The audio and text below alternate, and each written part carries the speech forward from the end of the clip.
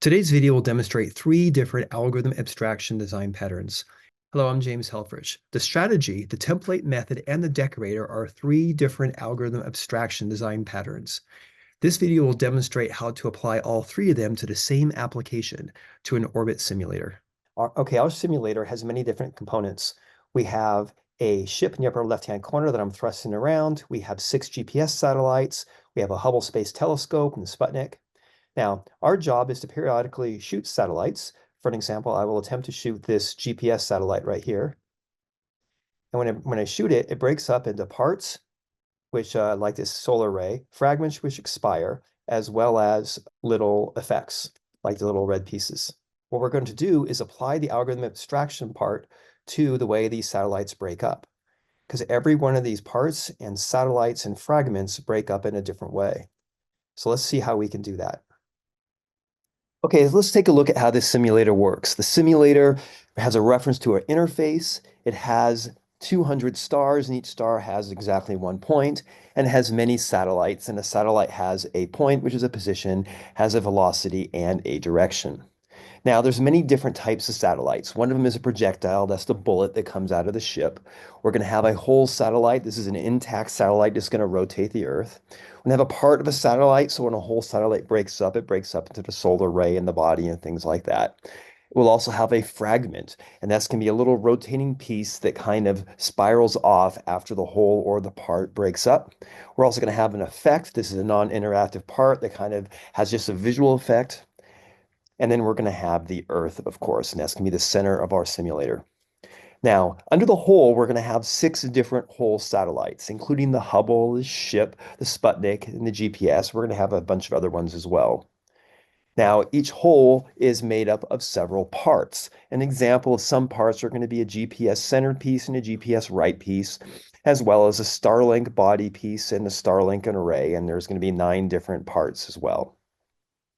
Now, what we like to do is focus on the satellite class. Let's take a look at that satellite class in a little more detail. And then, like we mentioned before, it has a velocity and a position and a direction, stuff like that.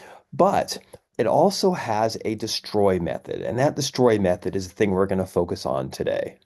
Now, with our initial draft, we're going to have the satellite, which has the destroy method, one we're focusing on. And notice how each derived class, from the fragment to the many different types of ships or parts, are also going to have their destroys as well. These will all be virtual functions, and notice that it's italic. So this is the algorithm we would like to abstract. So we're going to do that by removing all the destroy methods from the various parts and instead have an abstract version of destroy. So we'll start with the strategy design pattern. And this design pattern involves identifying collections of related algorithms, each of which honor the same contract, in this case, the destroy contract. These algorithms are placed in classes in a single inheritance hierarchy, and the client is then able to choose and select the variation that is needed for the application. So the first thing we're going to do is we're going to create a destroy class. Now, this is odd because usually classes have a noun name, but now we're going to give it a verb name because the whole point of this class is to capture a verb, namely to destroy. Now, notice how destroy has a single method, destroy, which is a pure virtual function. So the satellite class will have exactly one destroy object. Therefore, I need a member variable called pointer to destroy, which is of type destroy. This allows us to remove the destroy method from all the derived classes. So let's go back to our destroy class here.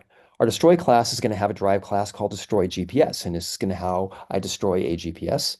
And I'm going to do the same thing for Hubble and a Starlink.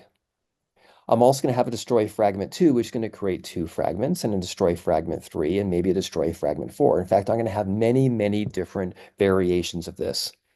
So every time a part, like a ship or a Hubble right or something like that, gets destroyed, then one of these destroy drive classes will get called. So let's take a look at how this is implemented. We have our satellite base class, and currently our satellite base class is going to have a virtual function called destroy, which is empty by default.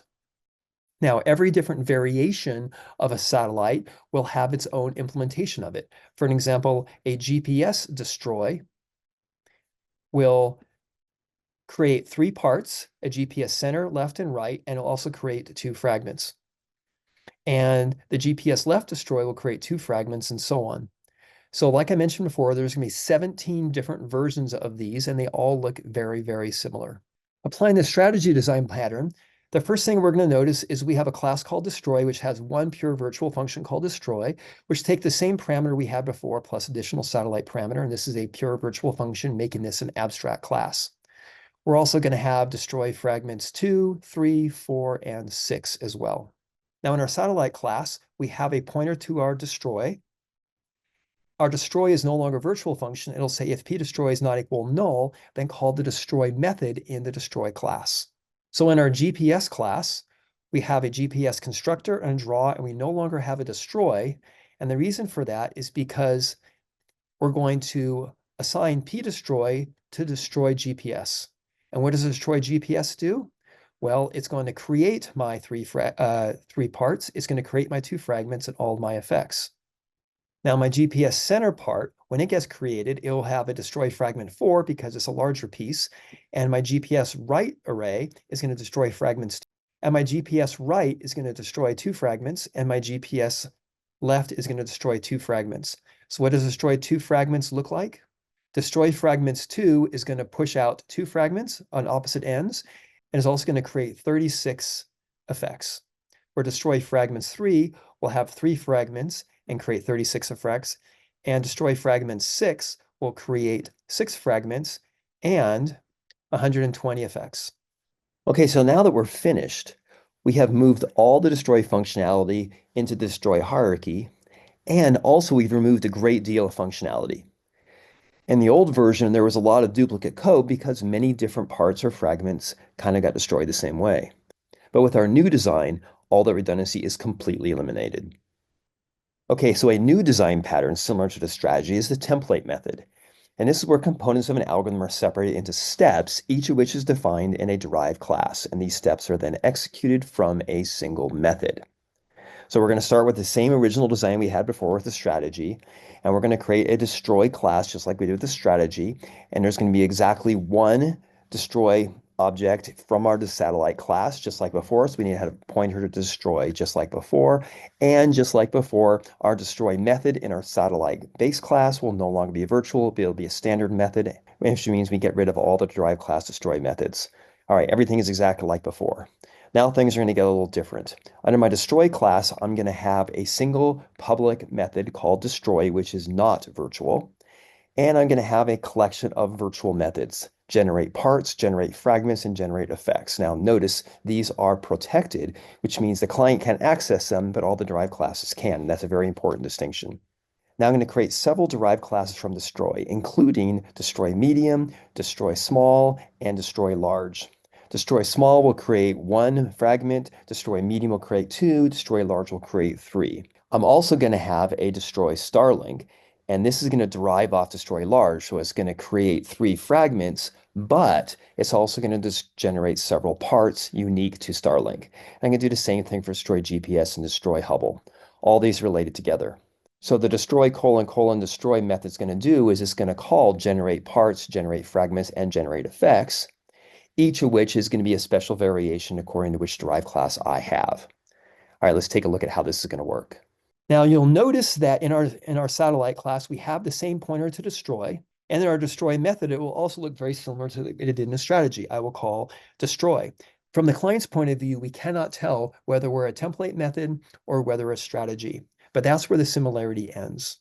My destroy class has 3 virtual functions: generate parts, generate fragments, generate effects, and has a single non-virtual function called destroy, which will call those 3 methods. Now, initially, they're empty and they don't generate anything, but destroy large will generate fragments and effects, destroy medium will generate fragments and effects, and destroy small will generate fragments and effects. Let's take a look at those in turn. Destroy large fragments will create 4 fragments.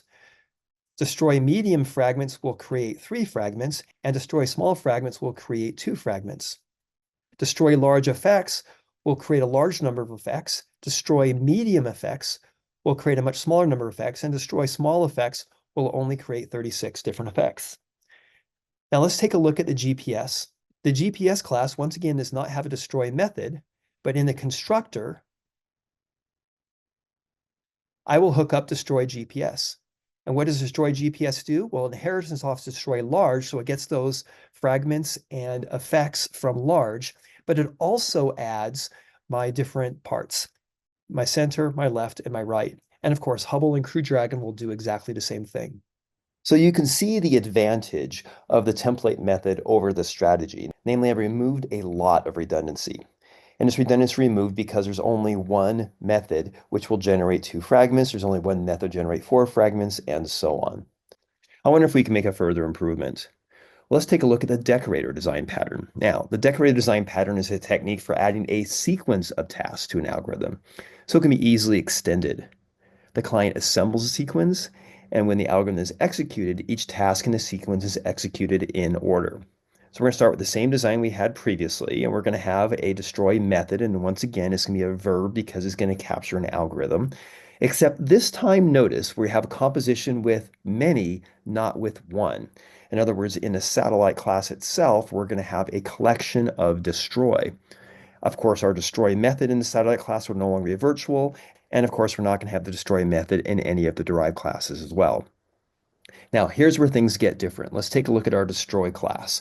We're going to have a single pure virtual function called destroy, and then we're going to have a destroy fragments, which is going to derive off destroy. And this guy's job is to generate a single fragment. That's all it does.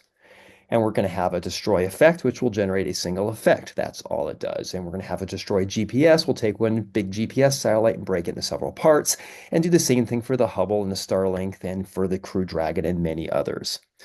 Now, when I instantiate the Hubble class, I'm going to fill it with several destroy fragments, a whole bunch of destroy effects, and of course, a destroy Hubble. And all those will get pushed into my destroy collection.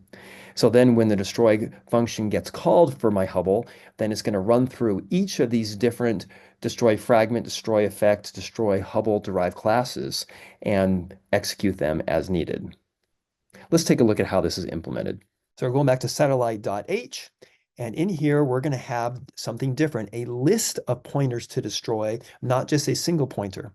And then my destroy method, which of course is no longer virtual, is going to go for every decorator. We're going to call the destroy on it once. Now, what is our destroy method going to look like? It's going to have a single pure virtual function called destroy. And at the bottom here, we're going to have a destroy effects and destroy fragments. Let's take a look at destroy effects and destroy fragments. So in destroy fragment, then I'm going to push back one fragment, which will be randomly generated. And in destroy effects, I'm going to generate 30 effects. And once again, they're going to be randomly generated. Now let's take a look at our GPS once again. Now for our GPS center, then we're going to have two batches of effects and four batches of fragments. This will be a rather big explosion. And for GPS right, we'll have one bag of effects and three fragments. For our left part, we'll have one bag of effects and three fragments. And for the GPS itself, we have to go to gps.c++, and we're going to have two sets of effects, four fragments, and a destroyed GPS, and the destroyed GPS will create the three parts.